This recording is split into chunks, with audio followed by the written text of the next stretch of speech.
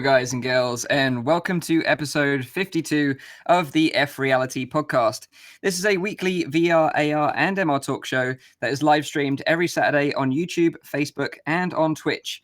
You can tune into the show live at 7 p.m. in Europe, 6 p.m. in the UK, and 12 midday in Central US. You can also check out the audio version, which is available on Google Play Music, iTunes, and on SoundCloud. If you have any comments, questions, or feedback during the show, please put them in the chat and we'll try to answer as many questions as we can. So let me introduce you to the team this week. And first up, he wants to feel your touch, your vibrations. It is, of course, Nathy. He's been playing with haptics this week. How you doing, dude? You all right? Yes, I had a great week. Plus, I am finally back on track. I hope everyone missed me. That would be a good sign, I guess. I did miss the stream last week because I went to Gamescom 2 and there was so much hype. I was like, oh, I can talk about this and that. But I mean, the boxing match was fun too. So, I mean, I found a good balance between having a week off, because I think it's kind of cool to sometimes, have some of you guys interacting without someone else and then see how that goes. We're always the force of four people together, but then you have a different kind of juice to it, like a different flavor, if you know what I mean. So let us know in the comments, if you missed Nathy, or maybe you didn't. Yeah. If not, then maybe I should leave. But I'm glad to have you back, dude. I'm glad to have you back. Did you enjoy the boxing, by the way, before we move on? It was great, dude. It was one of the funniest boxing matches I've ever seen. You weren't disappointed with the draw? No, it was just you got clickbaited in the end, yeah, but it was still kind of fun to watch in the end. So yeah, I had great time. I'm glad you had a good time. So next up, when he's not exploring, he's smashing things up in VR. You will love him when he gets rowdy in it, of course. The rowdy guy. How you doing, dude? You all right? I'm doing all right, man. I'm doing all right. Yeah, I've been smashing some stuff up this week. Although my wall is fixed. It's been freshly painted today. That's what I've been doing. But yeah, it's been a rough week. With the renovations and trying to get some recordings in there as well. But I'm finally back on schedule, and I'm pretty happy about that. Back to my 3 videos a week, trying to push it a bit more still since I got my own new room. So yeah, I'm doing all right, man. Awesome. I love the fact you've got this pristine white wall that's soon going to be covered in little black scuff marks from controllers striking it. Definitely. I look forward to seeing those appearing over the next few weeks. How are the fumes there, Rowdy? It's all right. It's not that bad. I was expecting a bit worse, but I've been airing the place out the entire day, so it's not that bad. Yeah. If Rowdy just dozes off midstream, we all know why. Okay, so next up, this guy loves nothing more than to rave it up into the wee small hours in virtual reality nightclubs. It's, of course, Zimtok5. How you doing, mate? Oh, I'm great. Actually, when I did it, Mike, I did the UK offering of that. So it was actually at 7 p.m. It was not in the early hours of the morning, thankfully, because there was a second showing for US people at 3 a.m. our time. So, you're telling me they're actually catering for people in Europe now? We actually exist? We're actually valid people now? We are actually humans. We count. Wow. We count. No, that was great. Thank you, The Wave. We'll be talking more about that in a bit anyway. But last but by no means least, myself, host of the show, Mike from Virtual Reality Oasis. In today's episode, we're going to be talking about Thumper coming to the Oculus Go. We ask you, will you be able to handle this rhythm violence on the go? We'll find out. The Acer OJO 500 headset, a new VR headset with a name that just rolls off the tongue. And finally, Oculus's education program. We talk about how Oculus are paving the way for the future of education in virtual reality. But of course, first up, let's find out what everyone's been playing in VR this week, and let's kick it over to who will it be? Let's find out what Nathan's been playing this week first. Hey, since we missed you so much, apparently. Yeah. The chat is saying that. Yeah. So I haven't played that much, to be honest with you guys. I tried Transference last week, but Mike wanted to talk about that one, so I have to talk about other stuff now. No, but that's fine, because I played something way more awesome, and that is Tarn, an escape game, a mysterious one, a sci-fi detective kind of title, right? That was so awesome. That was something else, something new. So Tarn is a game about you being a video blogger that finds an old abandoned mansion that you are not allowed to enter, so you just have to ignore the warning signs everywhere and just hope for the best. And then you need to solve all kinds of puzzles, and there's someone living inside this place that helps you out and tells all kinds of stories. I just want to kind of keep it like mysterious, so we don't like spoiler anyone. But it's so cool. Like since there isn't that much going on within the PC area right now, VR wise, this was like a refreshing puzzle game.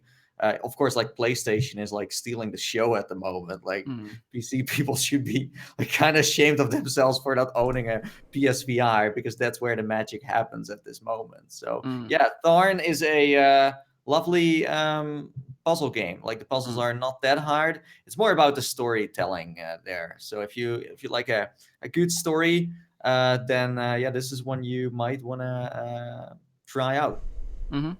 Yeah, I absolutely agree. Like, in terms of puzzle games, it's not the best puzzle game because the puzzles are overly simple, I think, and there's very little sort of variety to them. It's just basically putting objects in the right place within a circuit and completing a circuit.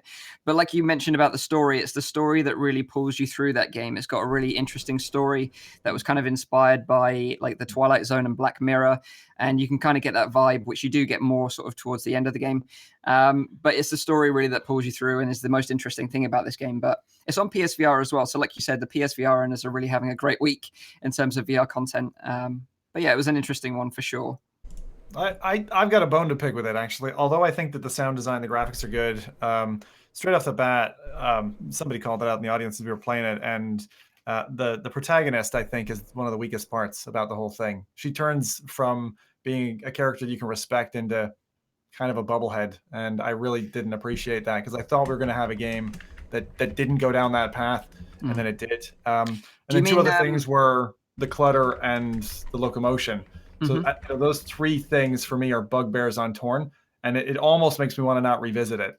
The locomotion is troubled. I don't know why that's the case, and the rooms are very cluttered. Objects react in a way that I remember last seeing in DK2 days. Things like jittering like crazy when you touch them to each other. So I guess that's the engine that they used.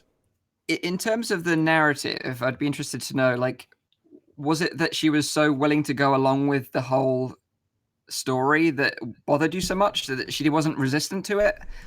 Is that what that bothered you about it? It's a lot of the remarks that she makes when either the characters in the game, I won't spoil any of it, are reacting to her remarks, her commentary, her feedback, her thought process that's verbalized really didn't take to that. All the other characters, there's a male character in it as well that I thought was very well done, but it was such a shame to me that the lead character that you're playing as wasn't stronger. I do agree it's still a worthwhile story to dive into. I think the environment was really cool. I like the puzzles because they, albeit being simple, it's a game mechanic we haven't quite seen before in that way. So I thought that was well thought out, but there are just a few editorial changes and really just that lead character that for me. So just to give it a bit of fairness, is having seen the finale, that might be explained. Okay. So just kind of to put it out there, like I don't want to spoil anything. Like might be explained. It might be explained why she's kind of the way she is, if you know what I mean. Yeah. But we can talk about it seriously though, like the soundtracks that you hear in this game are one of the best tracks I ever heard in a VR game. Like the level of quality of that. It's not another developer going to freesoundtracks.com or I don't know where they go to get their tracks, but this stuff. Like I liked the tracks even more than the visuals in the end, and it really sucked you into that story. It really led you towards it was genius. So this shows once again that there are development studios out there that they write a script first, they think about what music they want, the visuals, everything together. It just worked, and it's not another game where they just think like, hey, maybe I should create a great gameplay mechanic and then I built the game with that.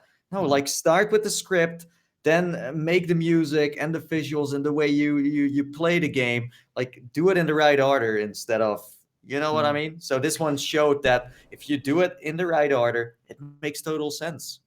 And the cool thing about this game was it was the first title that was actually developed in-house by Aspyr, the developers of this game. Like previously, they port games from PC to Mac, like Borderlands and Call of Duty and Bioshock Infinite. But this was the first game they've actually developed. So I think it was a great start for them as a studio in terms of developing their own games, because they've obviously got these connections within the gaming industry that they've made throughout the years. So if they can sort of build on this, what they've already made in this game with that kind of story-driven narrative, some interesting sort of environments to explore, and some interesting mechanics and gameplay, then I think this is going to be a studio that we can keep an eye on in the future for sure. But yeah, let's move on then. Let's find out what Rowdy's been playing in VR this week.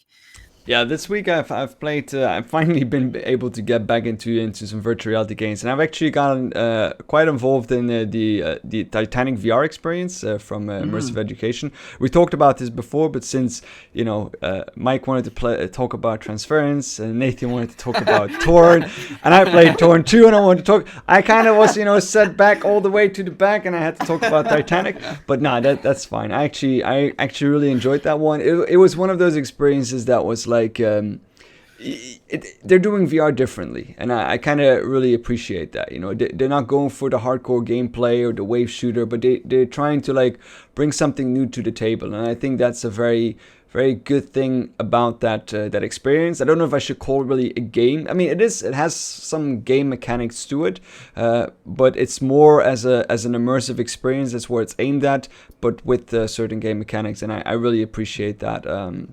I think it's a fantastic title in the way that they bring it about, the story, and you get quite involved into it. You learn a lot about it as well. Like I didn't expect that to happen. I've currently recorded I think 2 episodes of that one now. They're not doing that well on the channel, but I actually really enjoyed those kind of things as well too, just to experience it. Yeah. Which parts of it did you sort of enjoy the most? Because there's kind of 3 different parts to it, right? There's like a passive experience. You just sit there and watch the events of like the Titanic unfold. Spoiler, it sinks. And then you've got like the bits where you kind of go into a submarine and actually explore the wreck itself at the bottom of the ocean. Yeah, I did the latter. Yeah. I did the second part. Did you do any of the lab ones where you recover the items? Yeah. I did that one as well. I did the thing. What I liked about it most is that I'm not that big of a fan of like the big open ocean, and it always freaks me out of like what is beneath the surface, and like how deep am I really, and is this thing safe? Even on a boat, I'm always a little bit wary of those kind of things. But like being in a submarine, I really really got that feeling of like, I need to be careful here, like something could happen, or like, and also because everything looks so rusty and so grimy, and this very confined space of like the submarine that you're in. So they really captured that really well. And of course, like the lab experience, I work in the lab myself. That was hilarious since I had no idea at all what I was doing, because people always think, the guy works in a lab, he knows what he's doing. No way, you have so many different things that you can do in a lab, and I was like completely messing everything up. I was putting the papers in the acetone, and I definitely shouldn't have done that, but it all turned out fine, and I still got my $45,000 a day. So it was pretty neat. Well, it's good money if you can get it. Yeah. Okay, so let's pass it over to Zim then. What have you been playing this week then, mate? A whole myriad collection of things. One of the things I wanted to go back to was get back into my Oculus Go.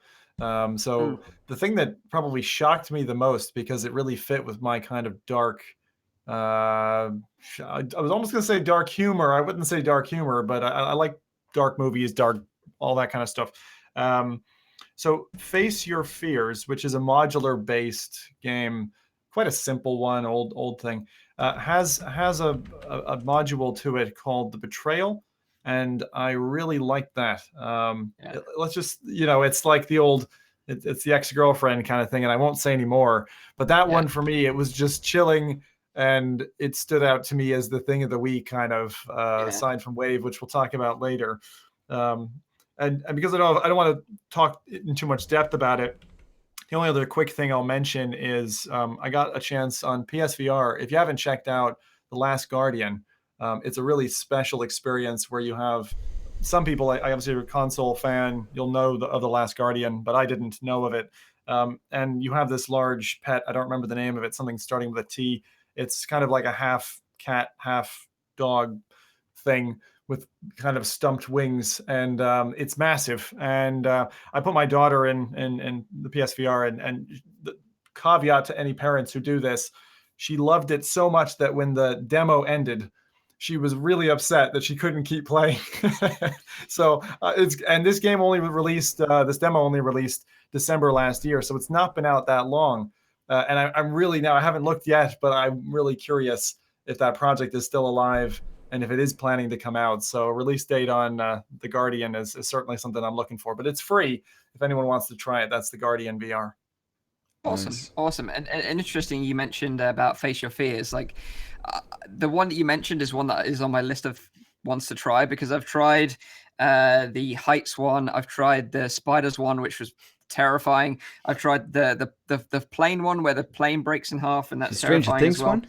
Have you tried that one? I've tried the Stranger Things ones as Yeah, well. yeah. Yeah, that was I like pretty that one. scary as well. So yeah, if you the interesting thing about that though is that most of these experiences are exclusive to the Oculus Go. They're not actually on the Rift version of the game.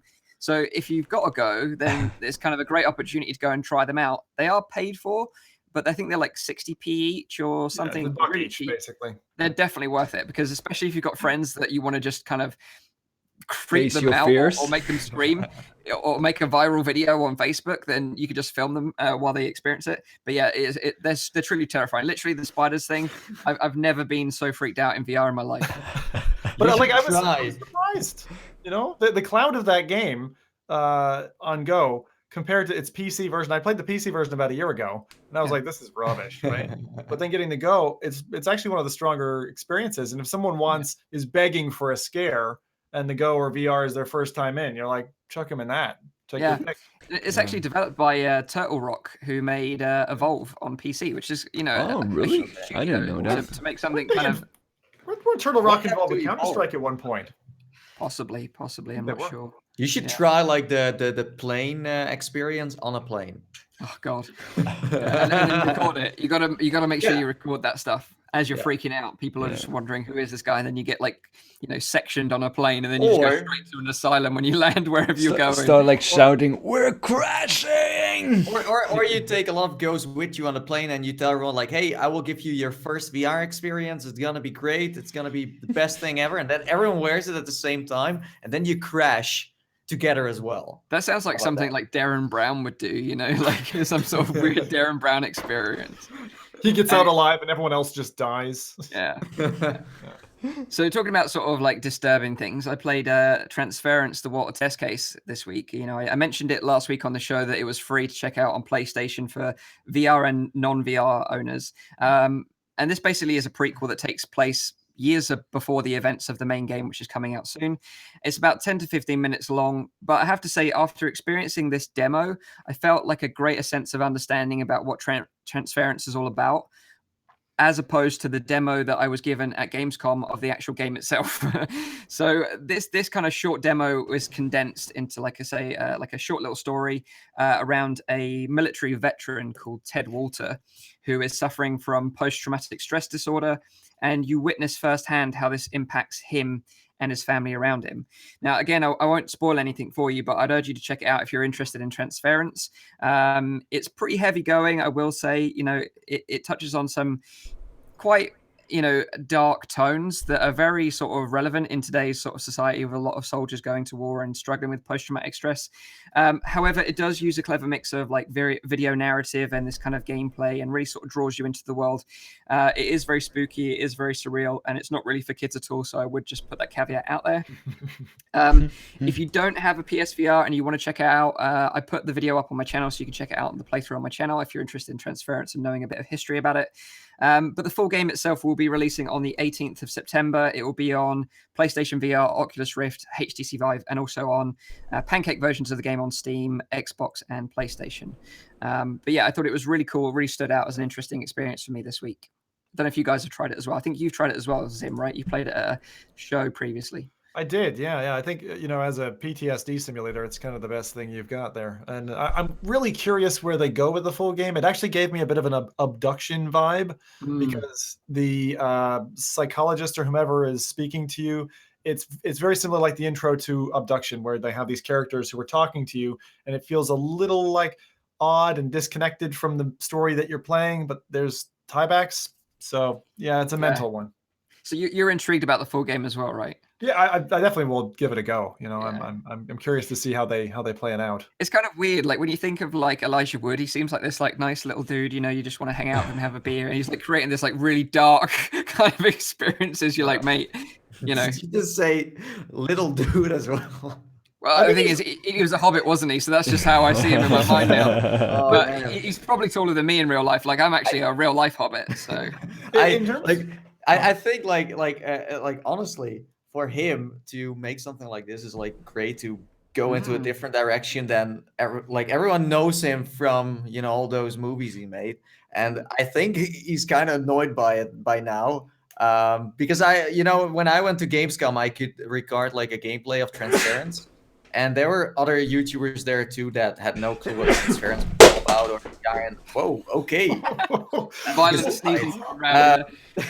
So there were like a lot of YouTubers out there, but they had no clue what this game was all about and what Transference was, and that Elijah Wood made it. So then after they recorded it, you could upload it to your like channels. There were people like, this is a horror game from the Frodo man. I'm like, oh my God, why do you do this? Like, just, you know, stop.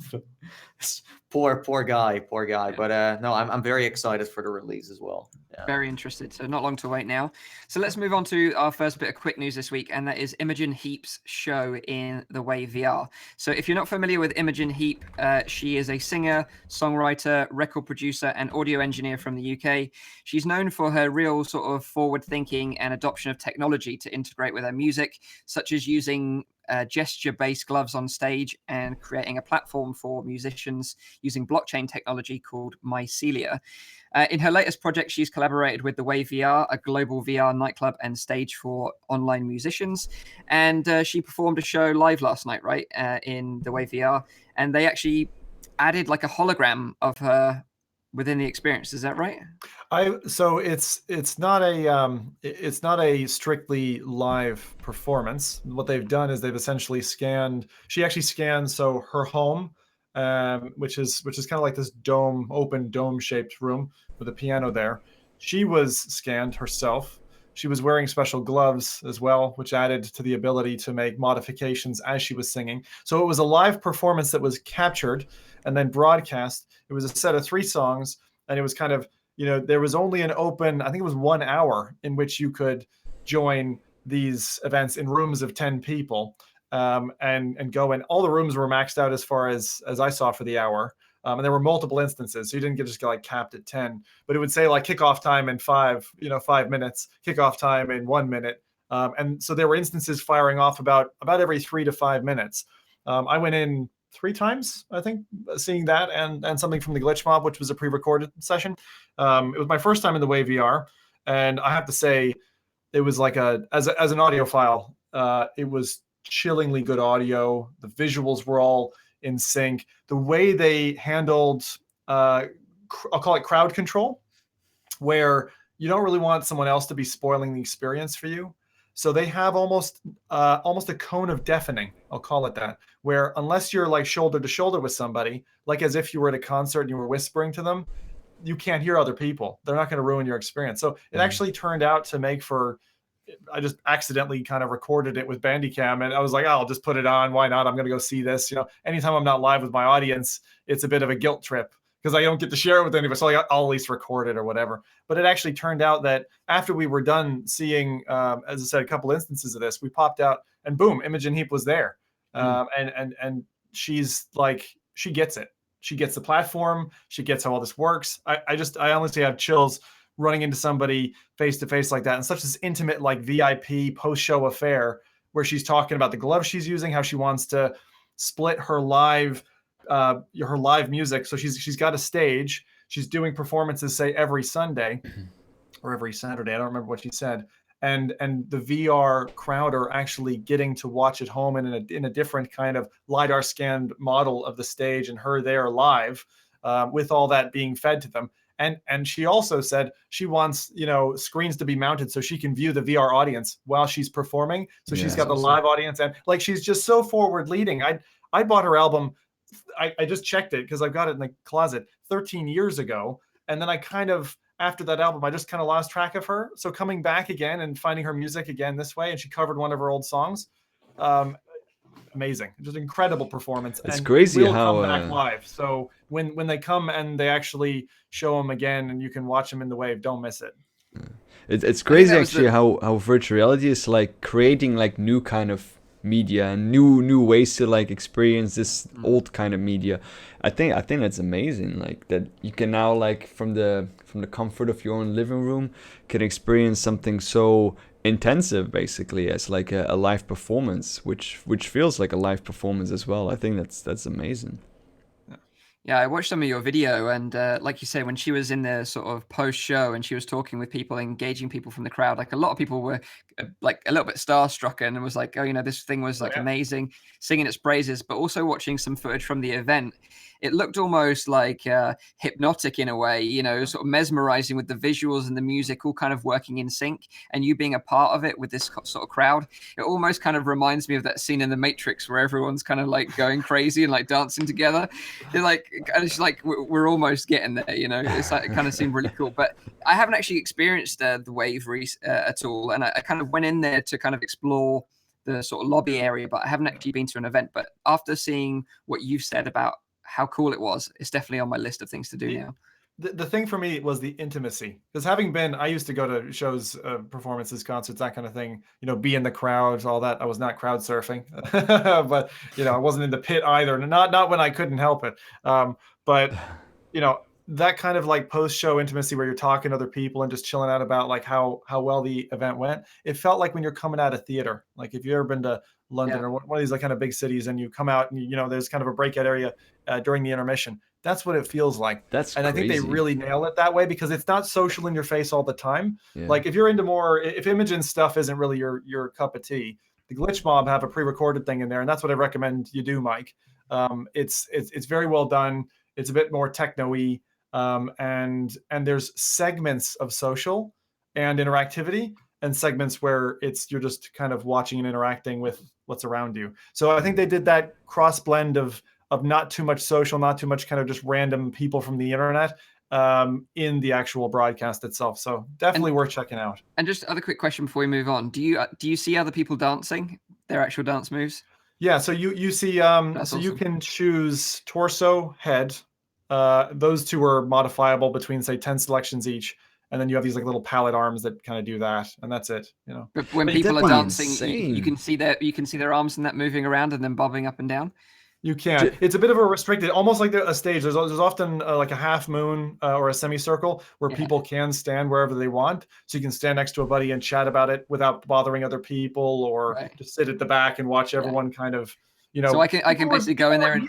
That's the main thing. Like the impression of this was so emotive that people were kneeling down and just kind of bobbing to the music. It was cool. We were sitting there in her living room, like watching this. Very good.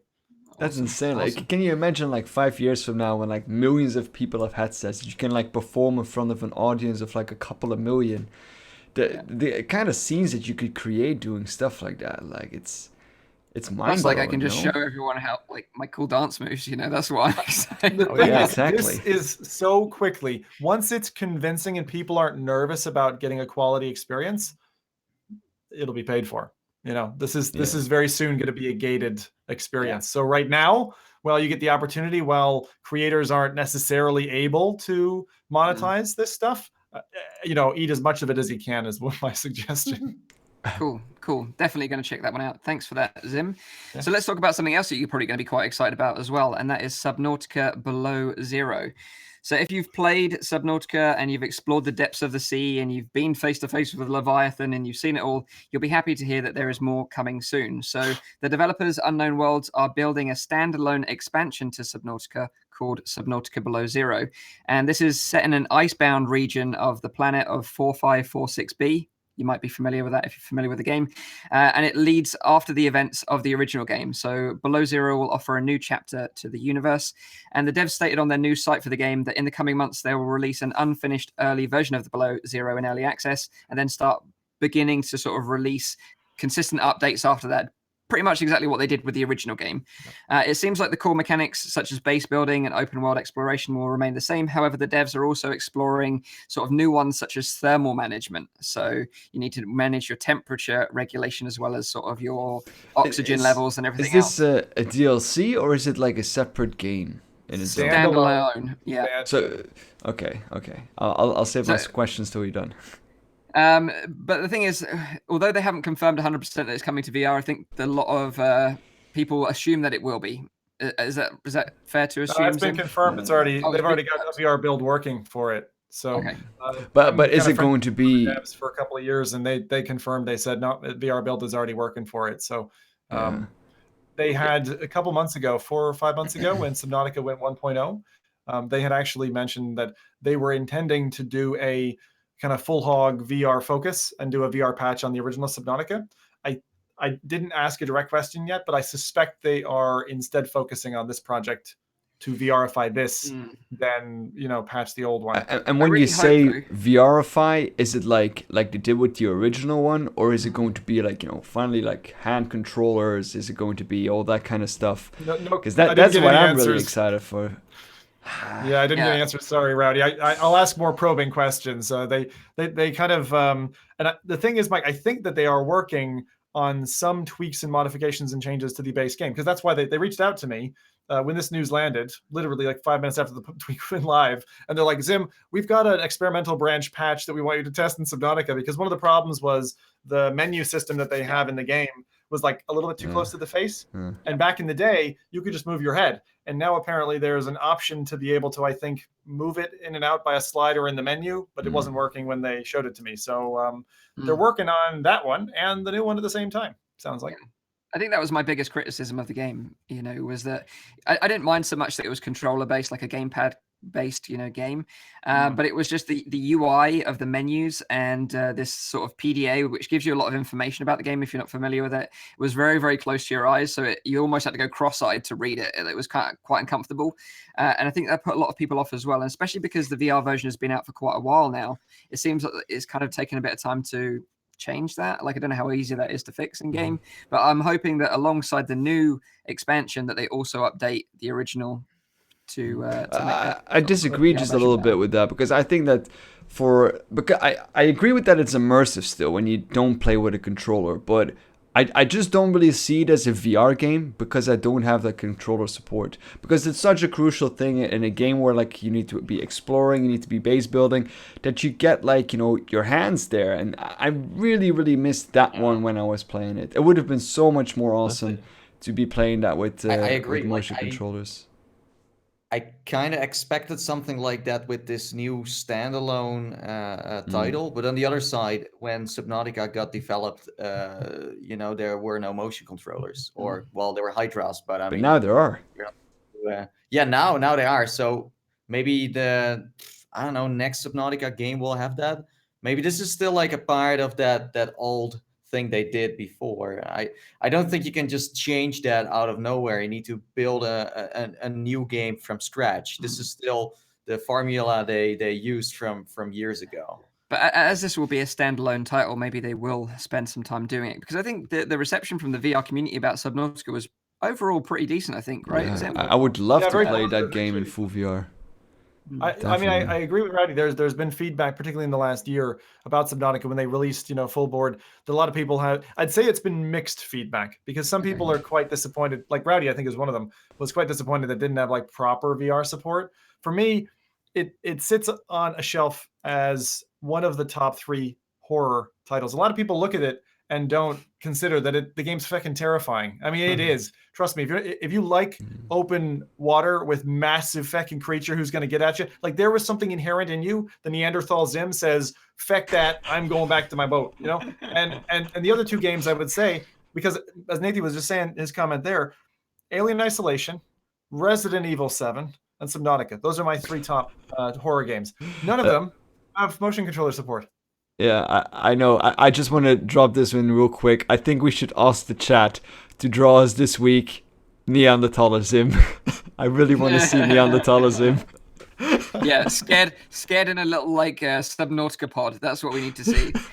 But cool, Flintstones in. So I guess we're just gonna have to wait a little bit longer to find out if they're gonna. I am excited about it though. I am very excited about it. It's a really cool game. Yeah, absolutely.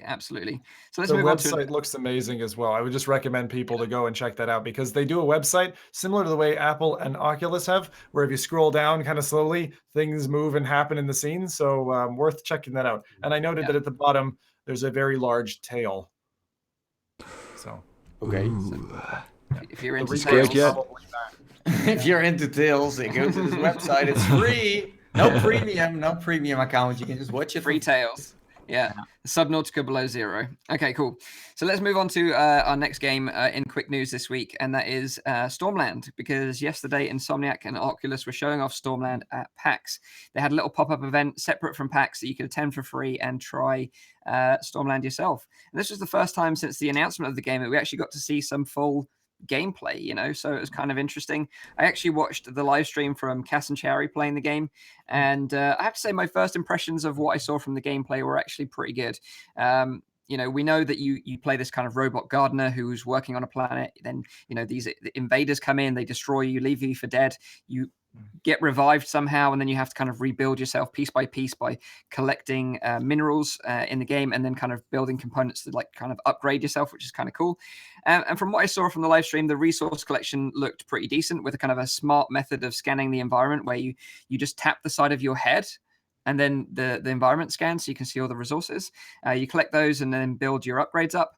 And then the coolest thing that I thought was that once you've got this module where you can climb, you can just kind of climb anything. So anything that's vertical, you just climb. So you kind of got this awesome verticality added to the game where you've kind of really got this sense of scale where you're climbing up really, really high towers to activate them and get better sort of upgrades for your character. And then you had this awesome mechanic where you were kind of flying along the clouds, across the clouds of the Stormland, which kind of reminded me of a bit like Megaton Rainfall and Superman, kind of Supermaning across the clouds, which looked really cool as well. So I'm kind of really intrigued about this one. It's a shame that the gameplay that they showed from both the developers and Cass and Cherry, it's not their fault, by the way.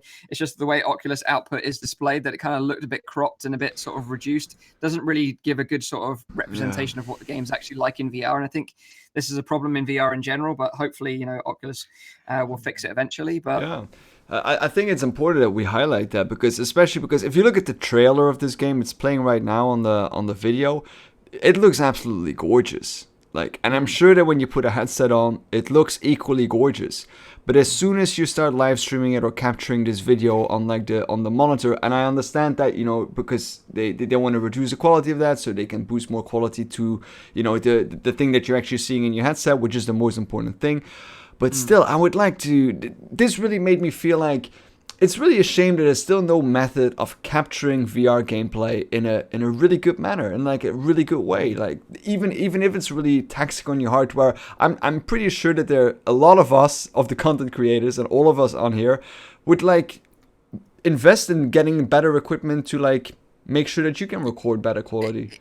Exactly, because to the people that care about it, they will invest in the more technology. So it's not for everyone, but for the content creators and developers that really want to show off the game that they've been working hard on and show it in its best possible representation.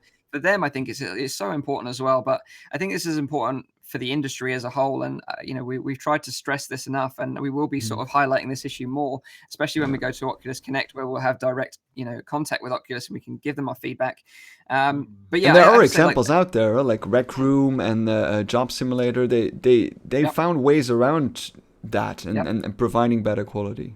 But yeah, and Pixel Ripped as well. Pixel Ripped, they implemented their own FOV tweak to make it really nice for streamers and for them to show off the game as well. So virtual reality is another one. Yep. Yeah. But it really needs standardized tools to make it look Yeah, exactly. Is this not puzzling to anyone that like a marketing department somewhere isn't just like fighting tooth and nail to like pump this out? Because like you give the tools and it's like free advertising almost. Unfortunately, we kind of know firsthand, without going too deep into the details, that it doesn't seem to be a priority for them. We've highlighted it so many times now that we kind of get bored of saying it, but it's just a shame, like when you get a big release like this that is kind of important for the industry, I think, and certainly for Oculus, because it's a flagship title for them from a huge AAA developer, that they don't have the option to show it off in its best light. There are people in the chat saying, like, for example, Pablo Cesar says, Rowdy, if you have two computers, you can do it. But that's the thing, like, you still can't, because you have only one output coming out. Like, and I mean, I run two computers, and I could easily, like, get, like, the 2 times a 4K stream on there. I wouldn't be able to stream it, but I would still be able to record it in 4K, no problem, with both of my computers.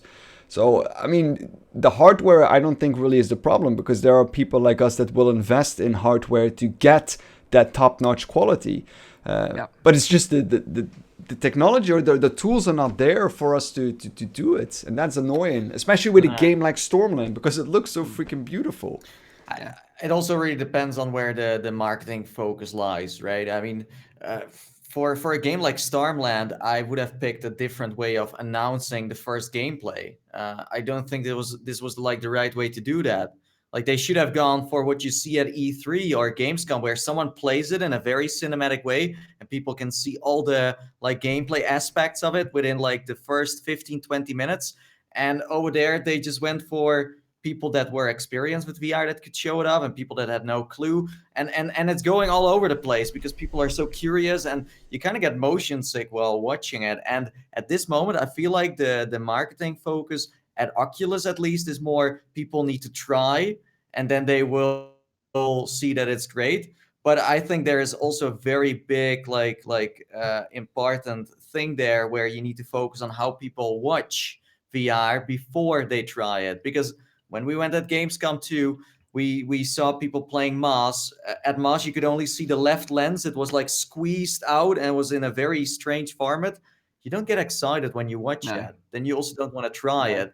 And with Marvel Powers United, where it's really about like being united, there was just a very tiny little Spider-Man picture there, but no big screen showing people like, wow, this is VR. You gotta stand in that line now because this is epic. So I feel like there is a lot that needs to be worked on the pancake marketing side. For sure. From what you guys saw in this, what excites you between the trailer and the gameplay? I try to stay away from the gameplay because I don't want to spoil the game for myself. But mechanics-wise, HUD-wise, like, what did you see that excites you about this? We didn't see any co-op gameplay, but that is the thing that excites me the most. Like, actually jumping in with you guys and exploring the Stormland together and going on raids together, like co-op raids, because that's kind of what they're promising, like Destiny-style raids. That's the most exciting thing for me, and just kind of experiencing that co-op experience in this big open world. And I just hope it has a good story. That's for me. Like, I really want to see that a good storyline. Like, I want to. Like, I had that great experience with Lone Echo, but ever since I had it with Moss maybe a little bit, but still, I'm missing like a VR game that really, like, draws me in and grips me by the balls and twists it and be like, yeah, that's what I want. We might have some recommendations for that. I have a few, maybe. But so that is Stormland. I think it is very exciting. I'm pleased to see that we did get some gameplay, and it does kind of look like it's going to deliver in terms of a quality AAA VR game. Sorry about the rant about the field of view and the recording thing, but it is just a bugbear of ours. It hurts. The cuts as deep as content creators. But So, Mike, a question there, just because I wanted to mention this. The thing that puzzled me the most was that the Oculus Go came with no easy way to broadcast. You're going to trigger me now, but like, and this is what I worry about with Santa Cruz as well. I'm hoping. Fingers crossed. But this is the thing, like, we'll talk to them directly, and we'll have our say. You know what? Santa Cruz wise, I don't need like a way to stream it, as long as that field of view is fine. Like you figure out the rest. But I mean, I don't know. I have my doubts about that. We'll see. So now let's calm me down and talk about something else. Please. Stress level is going way too high. What's Blood next? pressure rising. This is RTX off. RTX on. Okay, let's go. Okay, so let's talk about the Vive wireless module. So, I'm no stranger to wireless VR technology. I've been using the TPcast with my Oculus Rift for a few months now, and although I wouldn't necessarily recommend the TPcast because of the complex setup and the poor first-party software, I would say that wireless VR is a game changer, and really, if I can get wireless VR, then I'm all for it. And when I tried the Vive wireless adapter on the Vive Pro at Gamescom, I was so impressed with the quality of the device. It sat nicely on the head. It wasn't uncomfortable. It was light. The battery pack was also light and clipped into a belt, which was an ideal solution.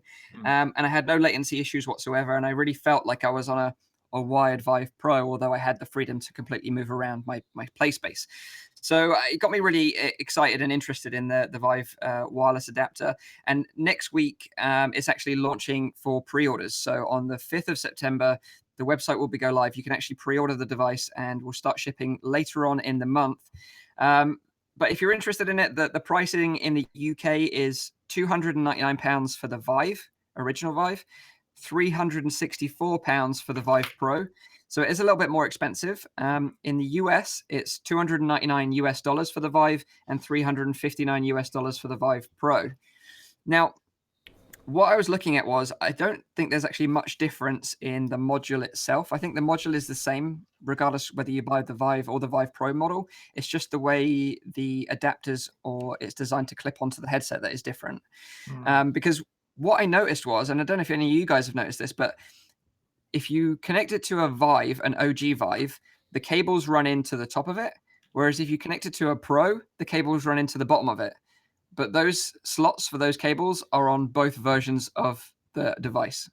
So you could swap it between a Pro and an ordinary Vive if you had a solution to mount it. That is.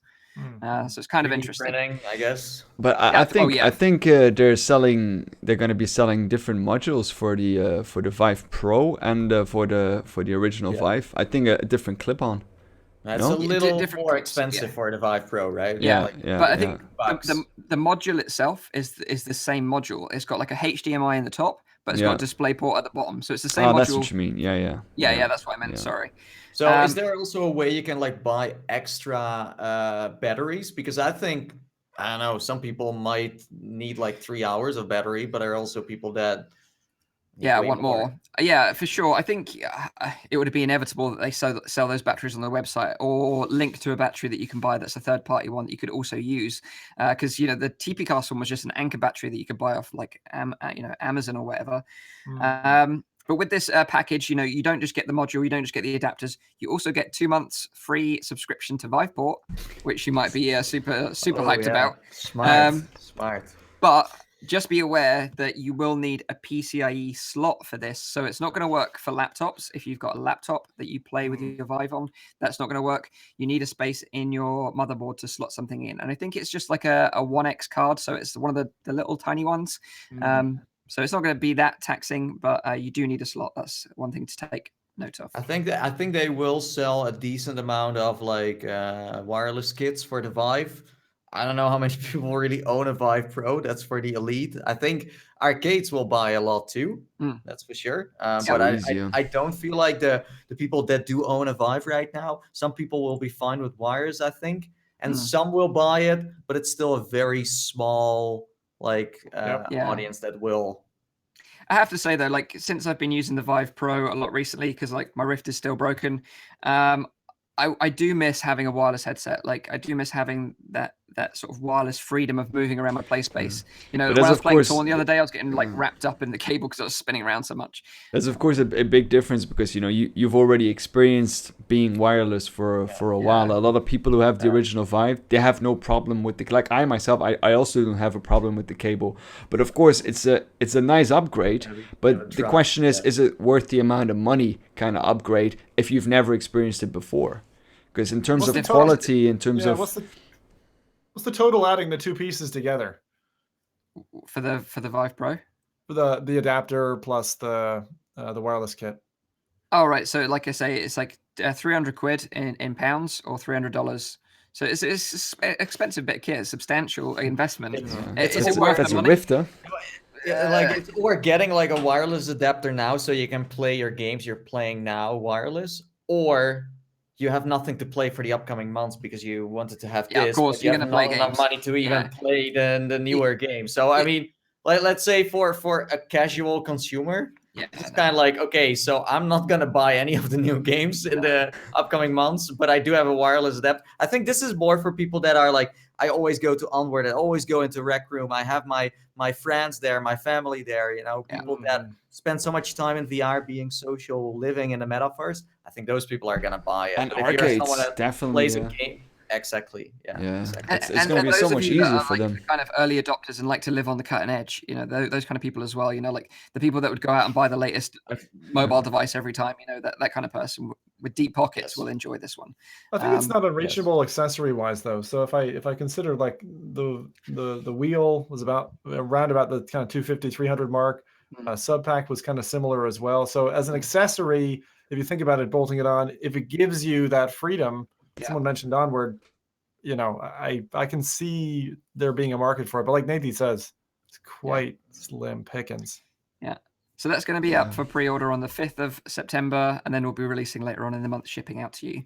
The other release I want to talk about this week is Virtual Reality, which was one of my favorite games on the Oculus Go, and that's going to be releasing on PC VR headsets finally. So if you haven't played the game, you can now check it out on the Oculus Rift and HTC Vive. If you're not familiar with the game, it's set in a future where most human jobs are completely automated now, and the sole role of humanity is to serve the kind of AI overlords who get you to do menial tasks to basically just entertain them. It's kind of hilarious. You work for this company called Activitude. You're a virtual labor management company, and you work for AI clients. There's some really quirky and genuinely funny parts of the game. Like there's a block of butter that basically hires you just to stick pieces of toast on him for his entertainment. It kind of gave me that kind of Portal vibe of that kind of, sort of dystopian future with a bit of comedy. It's so good. Like it's almost one of those titles that I would say. Well, I think it is one of those titles that I would say that you just have to try. Yeah, you have to try, and it's just as good as on Oculus Go as it is on any of the other VR headsets, I think. So great game, but I'm totally puzzled by this, Mike. What are you saying that this? I played this on PC 2 months ago. So, do you mean it's coming to the Steam store? That's not possible. I think that you played it on Go. Because it's coming to Steam and Oculus Home on the 7th of course, September. Thought he was on PC and the Go. It's that good. Yeah. No, I compared the two versions. That's why I did a comparison between the two. Okay. Yes. So you are a time traveler then. That's really weird. This is Zim from the future. Hey, Zim from the Neanderthal Zim from the future. What's the release date on it? 7th of September. All right, give me a second. Next week. I'll check this on the side. He confused. But the really cool mechanic of this game that we haven't touched on is the fact that when you're in VR, you can actually pick up virtual reality headsets in the game and put them on, and then you're in another world, and then you can put another one on and you're in another world. So it's kind of like VR Inception. Virtual reality 3 months ago. Oh, maybe it's just coming to Rift Vive then. It must be the Steam release from what I'm seeing. Maybe it is. Yeah. So apologies for that correction from Zim. I was like, what he was like he was an imposter from the future, but he is in fact right. So we'll give him the benefit of the doubt this time. I was about to roast him again, but never mind. Yeah. Save that roast. I will, of course. Okay. So let's move on to one of our main topics then, and that is that Thumper is coming to Oculus Go. And this is just coming to Oculus Go. No one's going to correct us this time. This is the facts. I know no different. But it's kind of exciting because we haven't really had any decent Oculus Go titles that have been announced or that we know that are coming soon to the platform. So it seems like, this is kind of a bit of fresh news for us. Time to get excited about the Oculus Go again. And Thumper, if you've not tried it, is an awesome game. Like the developers Drool announced a couple of days ago via Twitter that it's coming to Oculus Go in September. They also confirmed that it's going to be the full VR experience, so it's not going to be trimmed down in any way.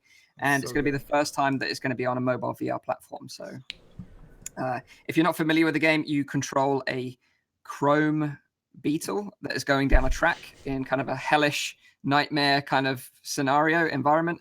And you've kind of got this really dark thumping music that you basically control the beetle to kind of hit the sides of the walls and interact with objects on the track in time with the music.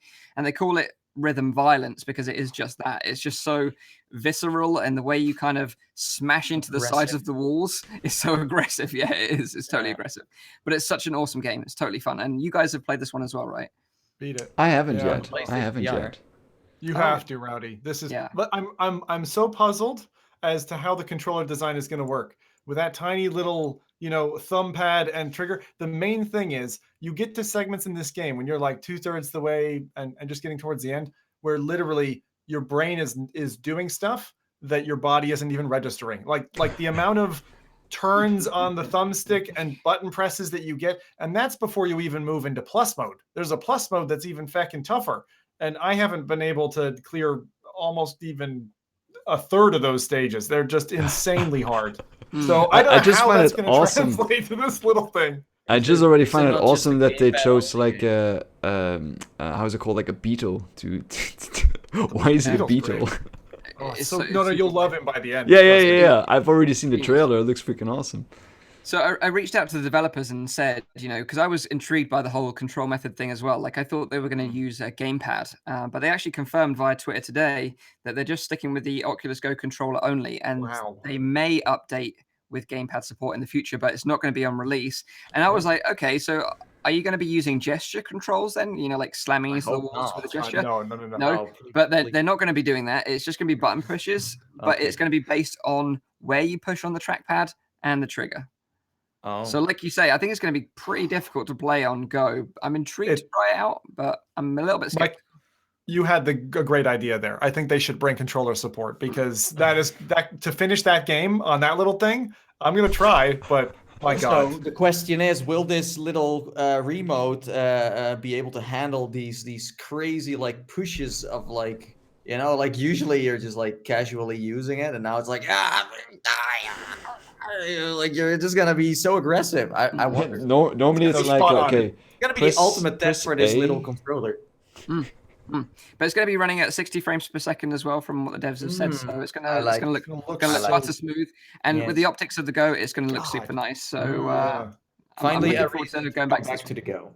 Absolutely, because in terms of like releases, we've only got Thumper, Arcus Path, and Covert really to look forward to in terms of like really meaty games to look forward to.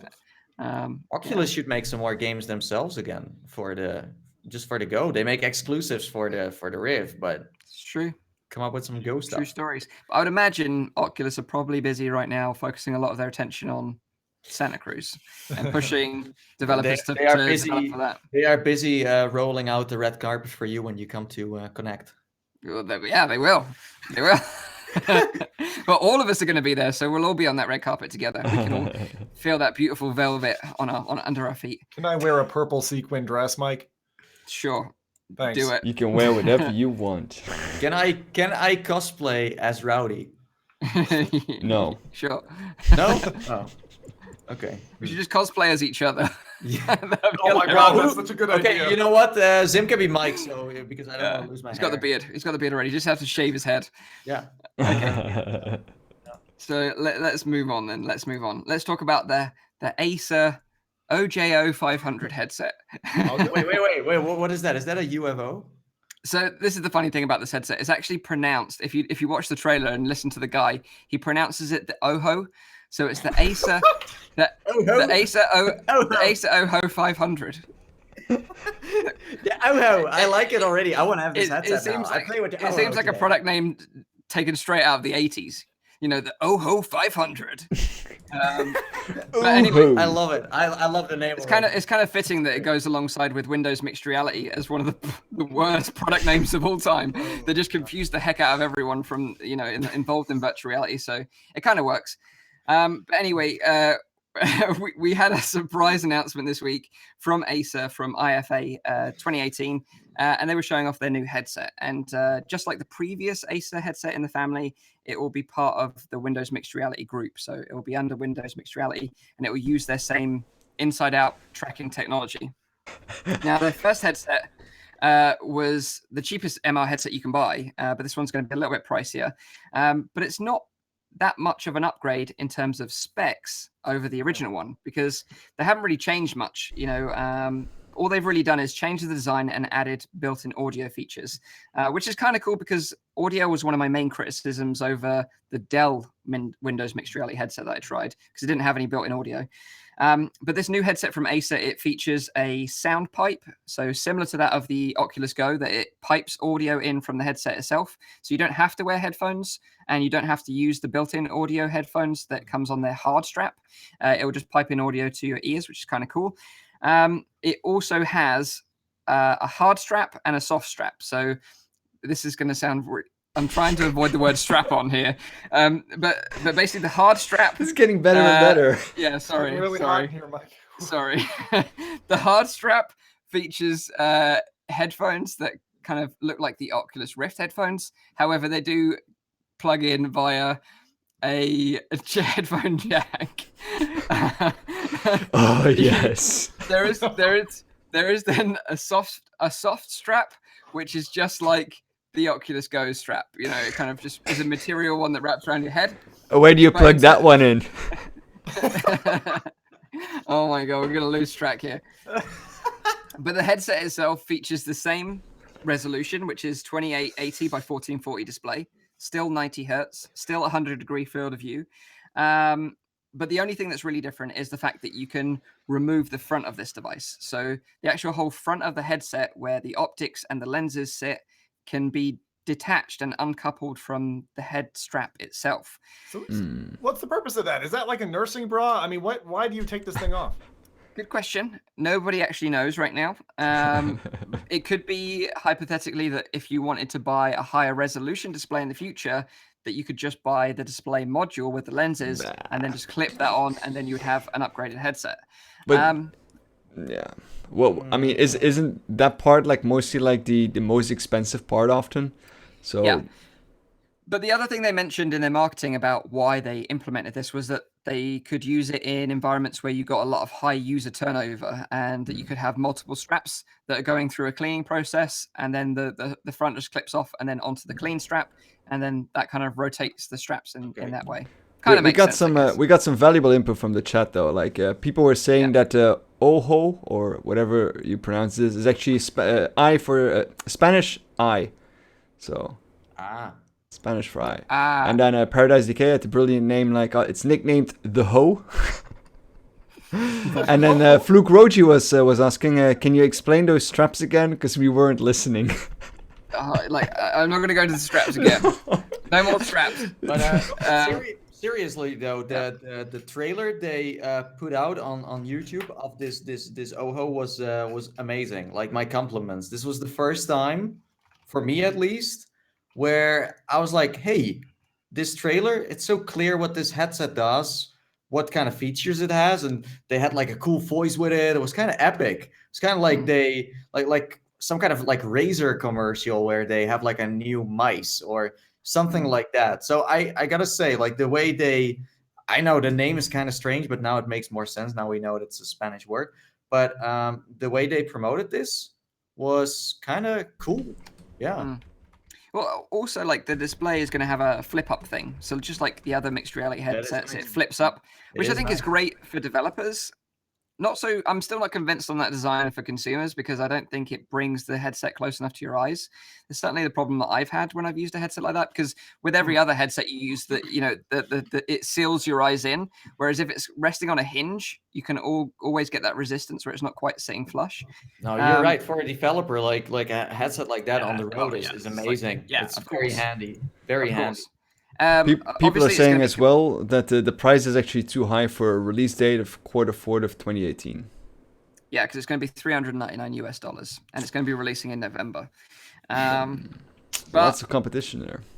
Lots of competition. It's going to be compatible with Steam VR, of course, and of course the Microsoft Store. But just remember, if you're buying a headset like this, you're going to need a Bluetooth dongle for your PC or your laptop.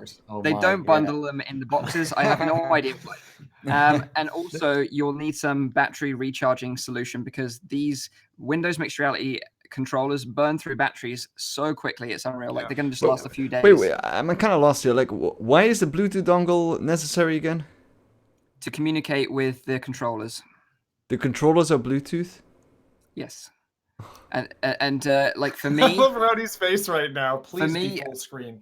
I had to dig out my adapter, like my wireless adapter for my motherboard that was in the loft, and it was a nightmare.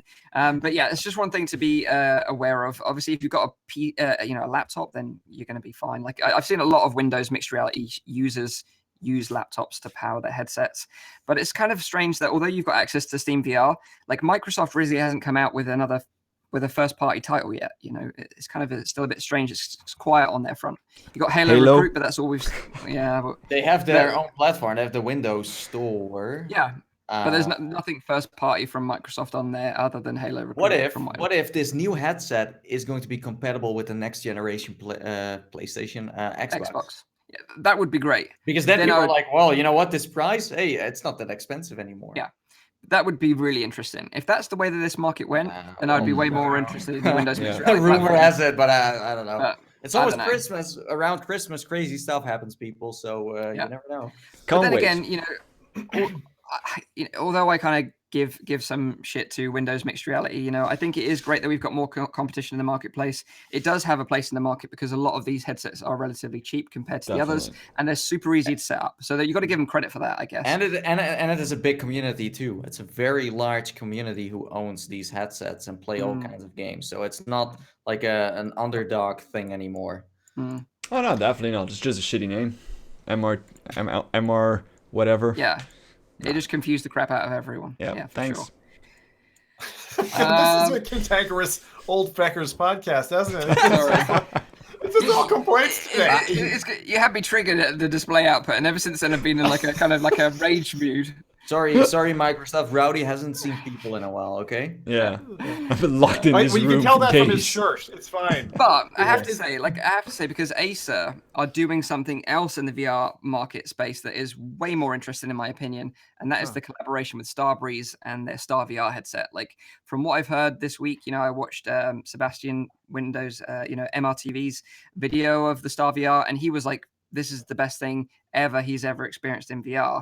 And he's a VR veteran like us, I respect his opinion. Also, he's got hands-on with the Pimax right now. So if he's saying that, then it's kind of worth paying attention to. And I know that the Star VR is going to be aimed at sort of arcades mainly and enterprise. But according to the interview that you did with the people involved in from Acer, is that consumers are going to be able to buy it from their website as well. So if you've got super deep pockets, oh my god! How are you gonna run this thing? Like it just doesn't make any sense. Like how are you gonna run this? TI, Rowdy. Just sell a kidney. Just get over it. It's simple. But how many of those do you need in consecutive slots? I'm sure you just need one. So there you go. So I am excited about what Acer are doing, but not necessarily this headset.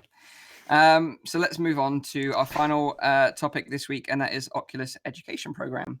So this is a program that's rolling out from Oculus, and it starts with them providing VR experiences to public libraries in California. Now, they've got loads of strands to this kind of education program that they're rolling out. They're helping doctors and nurses with, hands-on training that they can sort of do these kind of really delicate and dangerous operations in VR and test them out before they actually go hands-on with a patient, which is kind of interesting. But this separate one that they sort of rolled out is that they're going to be adding VR headsets to public libraries. So it means that more people, all from all different walks of life, will be able to try VR in their local library. Well, in California for now, but maybe they're going to roll it out into other places in the future. So the partnership is with California State Library, and they're piloting a program that will take place, that will place 100 Rifts and 90 Oculus, 100 Rifts and Oculus Ready PCs in 90 libraries across the California state. And like I say, it'll give people the opportunity to try VR for the first time, which I think is very interesting. And the Oculus Education Program Manager, Cindy Ball, stated, it's pretty cool to imagine how many people will try VR for the very first time and have that wow moment in their local libraries. We hope early access will cause people to feel excited and empowered to move beyond just experience VR and ask how they can become creators and innovators. So that's kind of their goal, to kind of inspire people to create stuff for their medium, you know. I hope they will show some like good storytelling like experience there then, because that totally fits in that library mood as well, you know. Yeah, absolutely. You know, like the educational applications we've discussed before, like, you know, the one that Rowdy tried this week, the Titanic VR, you know, Apollo 11, Body VR. They're all great educational apps that would fit perfectly in a library setting. Yeah, you know? it would be nice actually to see Oculus step away just a little bit from like the gaming community and also focus on that aspect of virtual reality, because I think that's a huge market for there as well. Like just education in general and getting that, you know, kids experiencing educational stuff in virtual reality, and that could go very broader, like from experiencing history up to like physiology of the human body, biology, you know, all the sciences. You can explain that by means of virtual reality and get children really not only interested in virtual reality but just in science in general, which will boost education, which will boost sciences in general, and just make the population smarter.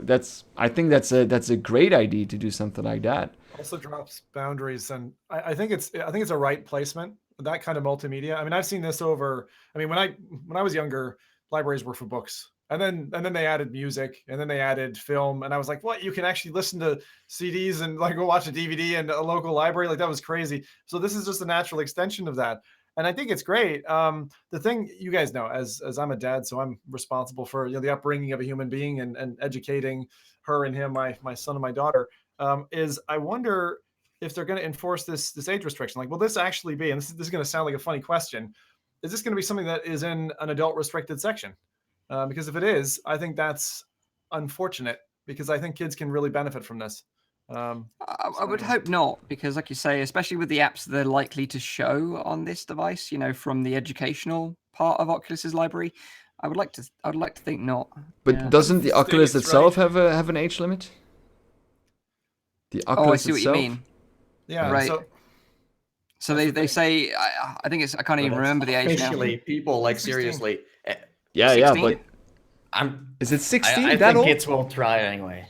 Yeah, of 16? course. Is it 60? I don't know.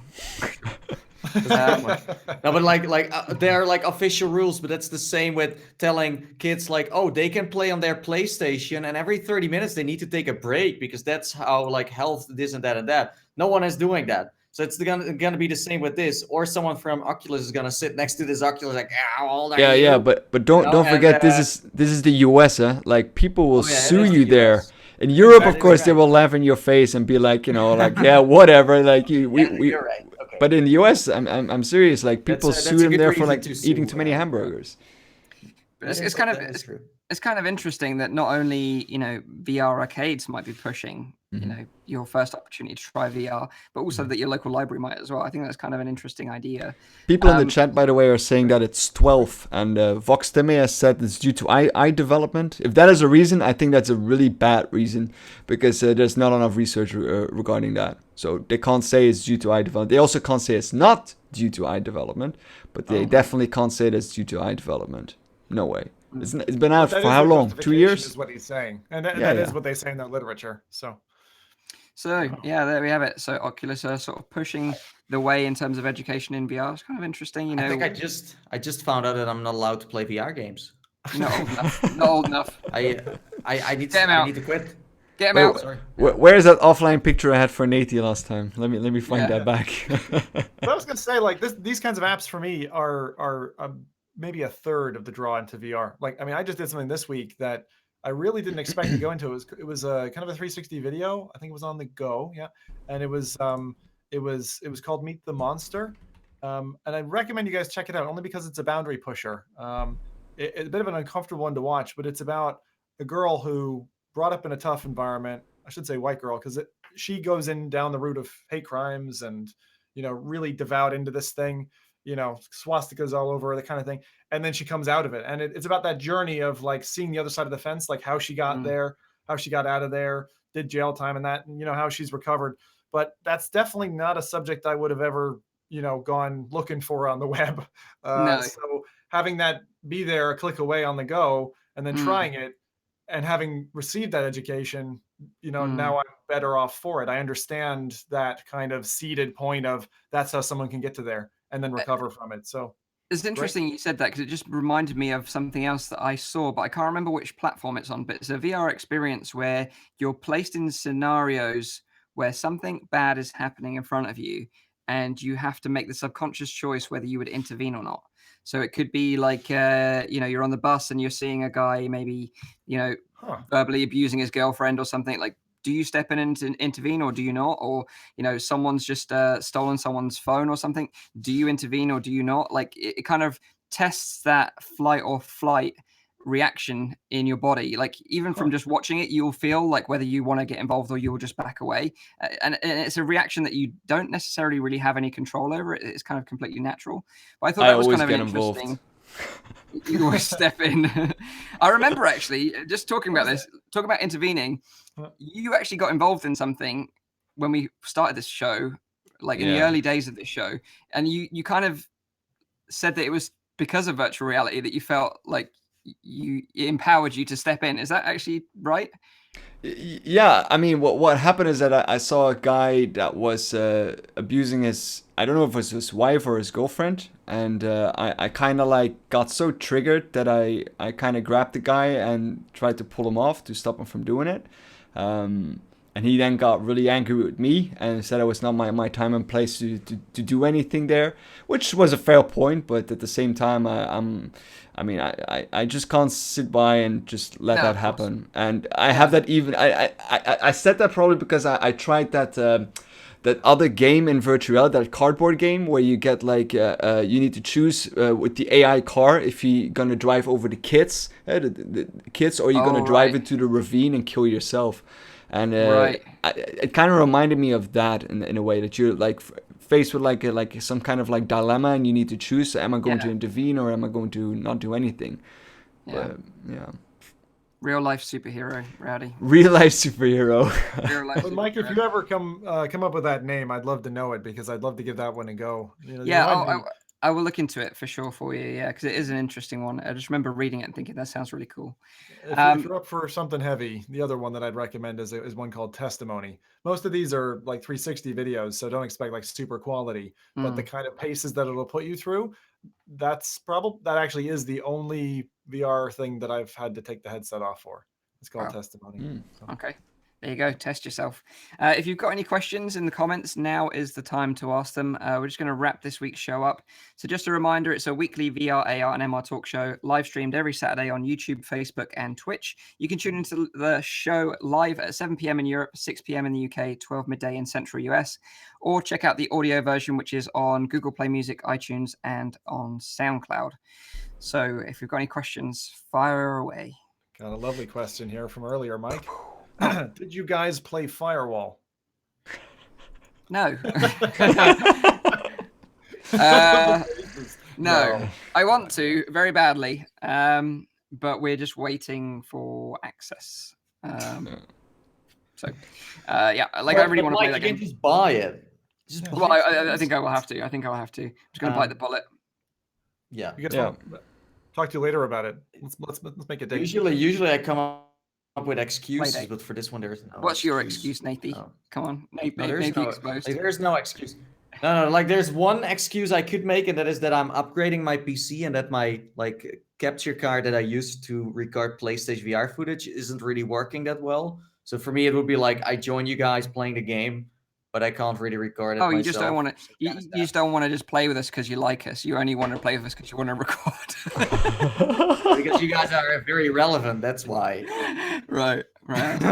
Using us. Yeah, I exposed myself 3 times on this podcast already. It's crazy. So any other questions to expose, Nathy?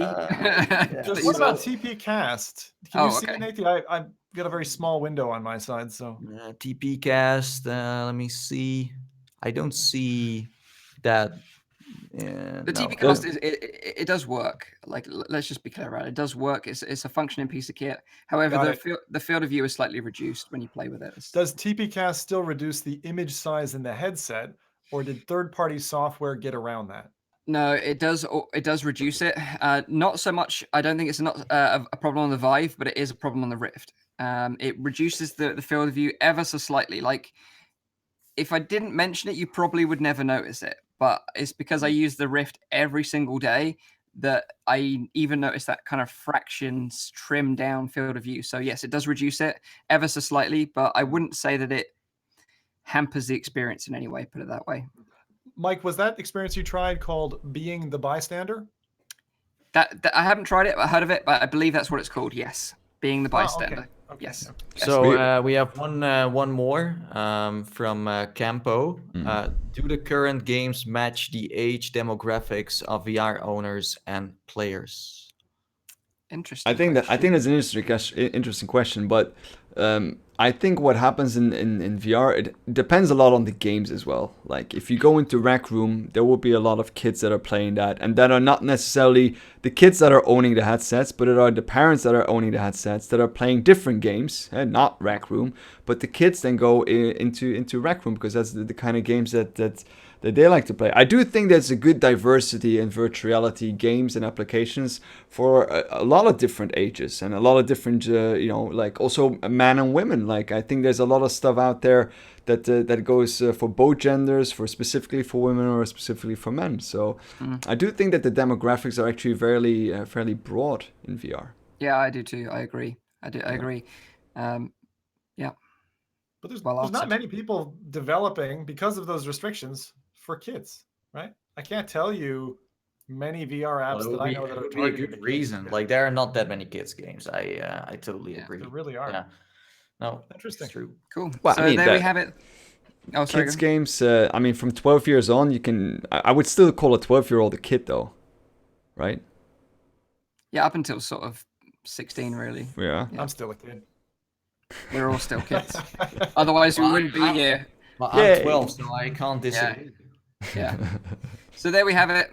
The 12-year-old podcast is coming to an end. Yes. I hope you guys and girls have enjoyed this one. I hope you have a great week in virtual reality, and we'll be back next week delivering you the freshest VR news as always. And hopefully I won't be as triggered next week, I promise. So have a great week in VR, and until then, bye-bye from all of us, and yeah, take care. Bye. See ya. Bye-bye.